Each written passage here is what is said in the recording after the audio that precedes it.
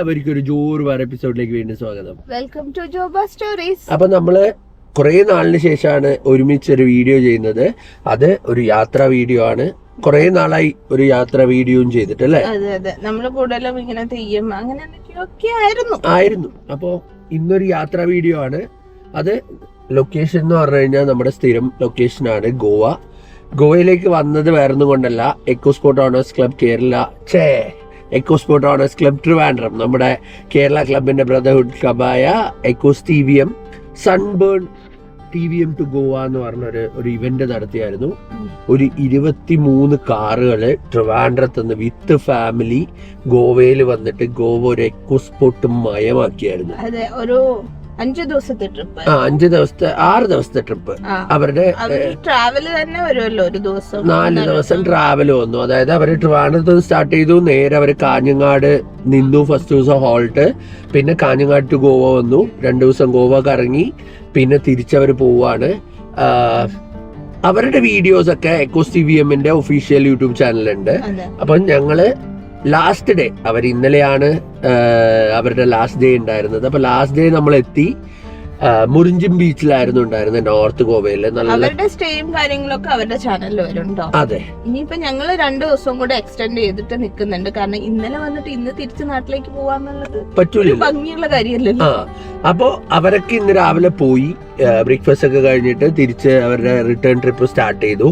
നമ്മളപ്പോ മുറിഞ്ചിം ബീച്ചില് ലാ വെലേസിയ അല്ലെ, അങ്ങനത്തെ ഒരു ബീച്ച് റിസോർട്ടിലായിരുന്നു ഇന്നലെ അല്ല, എക്കോസ് TVM ബുക്ക് ചെയ്തിട്ടുണ്ടായിരുന്നു. അവിടുന്ന് ചെക്ക് ഔട്ട് ചെയ്തിട്ട് തൊട്ടടുത്ത്, അത് നല്ല ബീച്ചാണ്, ഒരുപാട് ഫോറിനേഴ്സ് ഒക്കെ ഇല്ല, neat and clean, calm and quiet, ഭയങ്കര ഒച്ചപ്പാടും ബഹളമൊന്നുമില്ല, കുറച്ച് നല്ല ബീച്ച്. അതെ. എന്നിട്ട് നമ്മൾ അവിടുന്ന് ചെക്ക് ഔട്ട് ചെയ്തിട്ട് നമ്മുടെ സെക്കൻഡ് ഡെസ്റ്റിനേഷൻ എന്ന് പറഞ്ഞു കഴിഞ്ഞാല് നമ്മൾ സൗത്ത് ഗോവയിൽ ഇതുവരെ താമസിക്കാത്ത ബീച്ചാണ് പാലോലിം ബീച്ച്. അപ്പൊ പാലോലിം ബീച്ചില് ഒരു നല്ലൊരു പ്രോപ്പർട്ടി കിട്ടിയിട്ടുണ്ട്. അപ്പൊ അങ്ങോട്ടാണ് നമ്മൾ പോകുന്നത്. ഇപ്പൊ മഡ്ഗവൊക്കെ കഴിഞ്ഞു, പോയിക്കൊണ്ടേയിരിക്കുന്നു. ഇതാ കാണിച്ചു, ഇനി 30 കിലോമീറ്റർ 42 മിനിറ്റും കൂടി ഉണ്ടെന്നുണ്ടെങ്കിൽ നമ്മുടെ റിസോർട്ടിലെത്തും. അപ്പൊ ഇനി ബാക്കി കാഴ്ചകൾ നമ്മൾ റിസോർട്ടിലെത്തിയിട്ട്, റിസോർട്ടിന്റെ പേര് പറയുന്നില്ല, നിങ്ങൾ അറിഞ്ഞു കാണുമായിരിക്കും. എങ്ങനെ അറിയുന്നു? നമ്മൾ ആദ്യം പേര് ഒന്നും ഓർമ്മയില്ലേ? ഇതാണ് കുറെ നാള് വീഡിയോയിൽ വന്നില്ലെങ്കിലൊക്കെ ഇങ്ങനെയാണ്, തംബ്നെയിലിന്റെ കാര്യമൊക്കെ മറന്നുപോയി.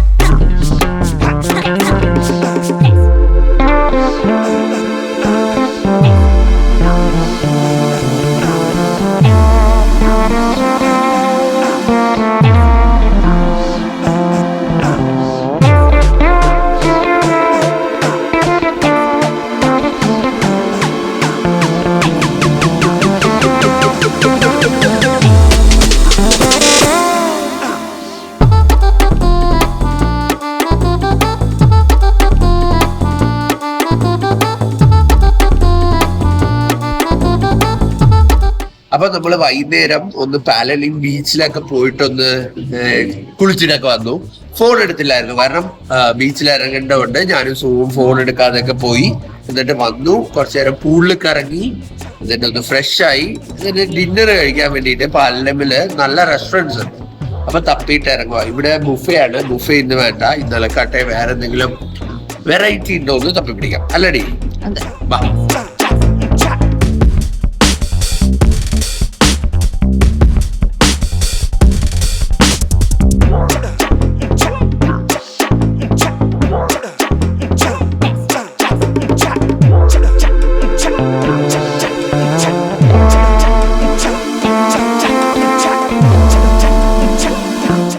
പഠിച്ചോണ്ടിരിക്കുക. എന്തൊക്കെയുണ്ട്?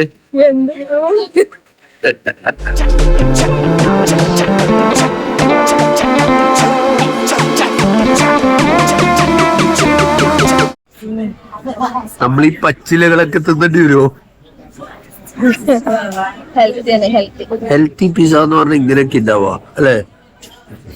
കഴിക്കാം. അടി ഒരു ചിരി ഇത് വന്നിട്ടാണോ? കൊള്ളാം അല്ലേ?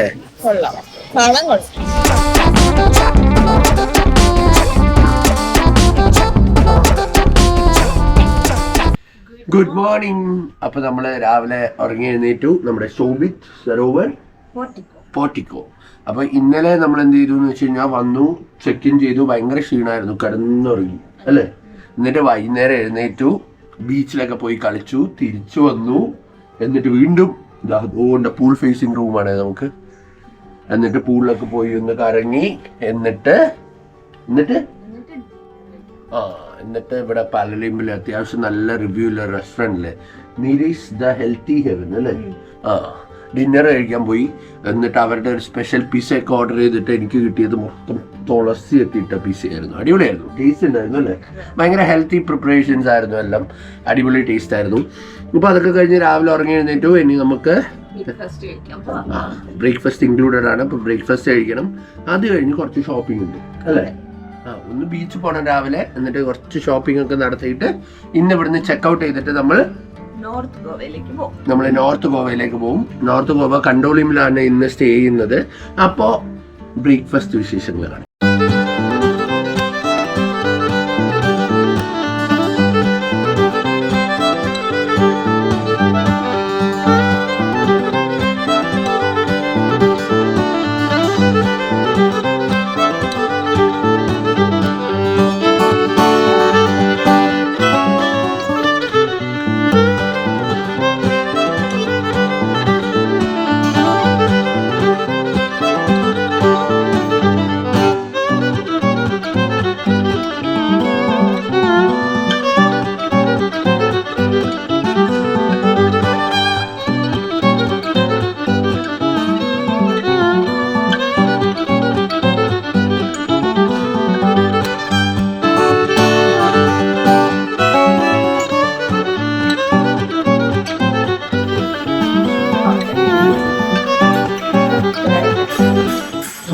എങ്ങനെയുണ്ടടി? കൊള്ളാവോ? ഒന്നും കഴിച്ചില്ലല്ലോ. ഞാൻ മാത്രം കഴിച്ചു. ഹെൽത്തി ഭക്ഷണം കഴിച്ചിട്ട് വരുമ്പോ ഒരു surprise cake. Thanks for visiting. കൊള്ളാലോ.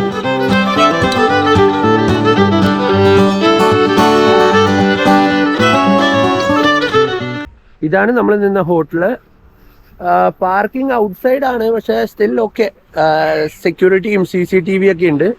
പിന്നെ ഇവിടുന്ന് പാലോളിം ബീച്ചിലേക്ക് ഈ വഴി റോഡ് കൂടെ നടന്നു കഴിഞ്ഞാൽ ഒരു 1/2 കിലോമീറ്റർ, ഒരു 10 മിനിറ്റില് ബീച്ചിലെത്തും. പക്ഷെ ഇവിടുന്ന് ഷോർട്ട് കട്ട് ഉണ്ട് എന്ന് പറഞ്ഞു.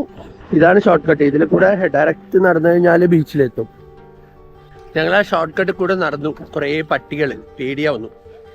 വല്ല കടി, വെറുതെ ഗോവ വന്ന് കടി മേടിക്കേണ്ട കാര്യമില്ലല്ലോ.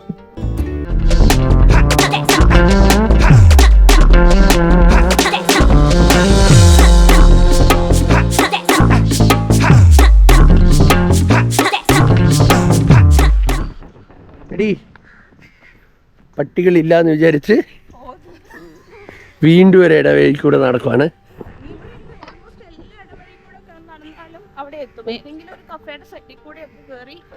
എത്തും. അതായത് പാലോളിം ബീച്ച് എന്ന് പറഞ്ഞാൽ മൊത്തം ഈ കഫേ ഷാക്കൊക്കെ ഉണ്ട്. അപ്പോൾ ഏതെങ്കിലും ഷാക്കിൻ്റെ ഉള്ളിൽ കൂടെ ഒക്കെ നടന്നു കഴിഞ്ഞാൽ ഇവിടെ പുറത്ത് റോഡിലേക്ക് എത്തും. അത് മെയിൻ എൻട്രൻസ് കൂടെ പോകണമെന്നൊന്നുമില്ല. ഞങ്ങൾ ഇന്നലെ അതേപോലെയാണ് ബീച്ചിൽ വന്നിട്ട് ഷാക്കിൽ കൂടിയാണ് നടന്നത്. കുഴപ്പമൊന്നും ഉണ്ടായില്ല. ഒരു പട്ടി എന്നെ ക്രൂരമായി നോക്കുന്നുണ്ട്. ഇല്ല, രക്ഷപ്പെട്ടു.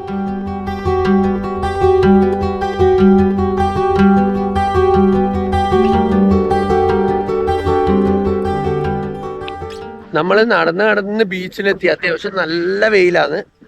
11 മണിയായി. നല്ല ചൂടുമാണ്, നല്ല വെയിലുമാണ്. സൂണ്ട് ബാക്കിൽ.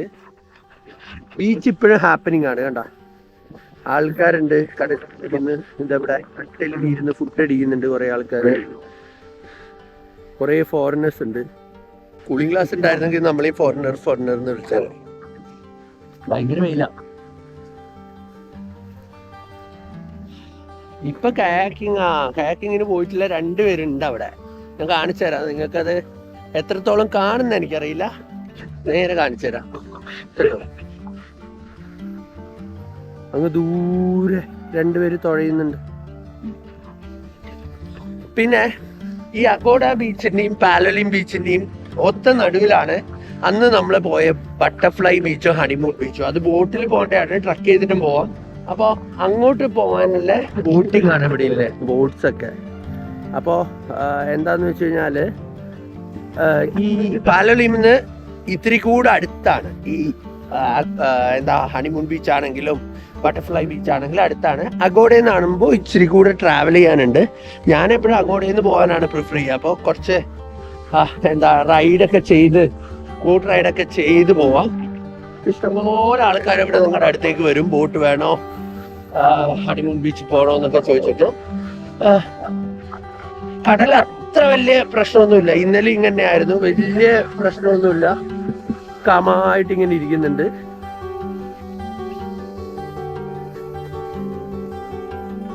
ഇപ്പൊ പിന്നെ ഒരു തിരയുണ്ട്. ഇന്നലെ ഒന്നും തിര പോലും ഉണ്ടായില്ല വൈകുന്നേരം.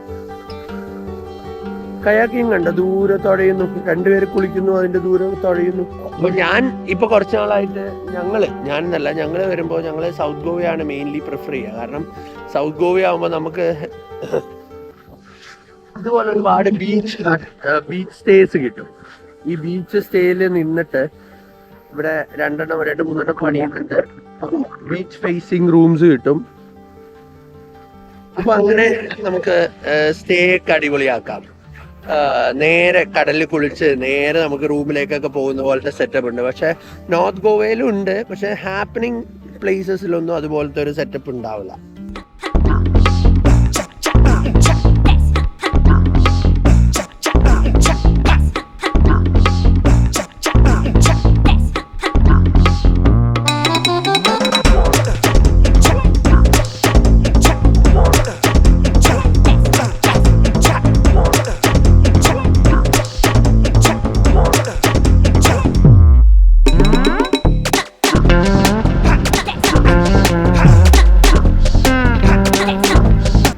ഇതാണ് പാലലിം ബീച്ചിൻ്റെ പാർക്കിങ്. ഇവിടെ പാലലിം ബീച്ച് റിസോർട്ട് എന്ന് പറഞ്ഞ റിസോർട്ട് ഉണ്ട്. അതിൻ്റെ പാർക്കിംഗ് സ്പേസ് ആണ് പബ്ലിക് പാർക്കിംഗ് ആയിട്ടുള്ളത്.